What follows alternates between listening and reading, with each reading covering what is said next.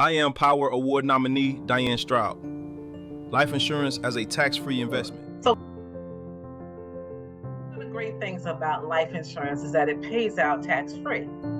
It goes into the policy tax-free and it pays out tax-free. So people who are a bit savvy about their finances actually use them in place of the 401ks and the 401bs. Many people got slammed when they went to go collect their retirement plans because they went in tax-free, it went in tax deferred. And then when they went to go get that money in their retirement years, they got hit with 30–40% taxes.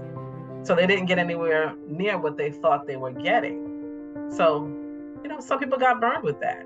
So what other people have decided to do is to put their money that they know that they're leaving for some point in the future, either they're leaving to their kids, their grandkids, or for themselves in their retirement years, they'll put it inside of a whole life policy. Uncle Sam can't touch it inside of a whole life policy, and it's not going to be tax coming out.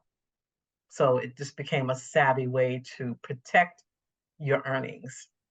If you leave it in a bank account, Uncle Sam was going to tax it. You know that it's called income tax. They're going to say, oh, what's that money over there?